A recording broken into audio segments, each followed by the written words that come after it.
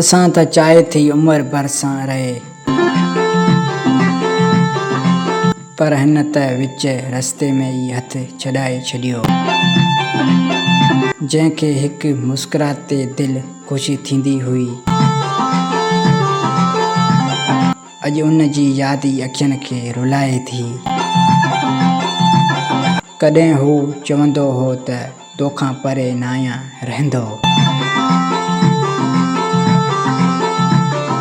ऐं अॼु ईअं वियो आहे ॼण सुञाणप ई न हुई।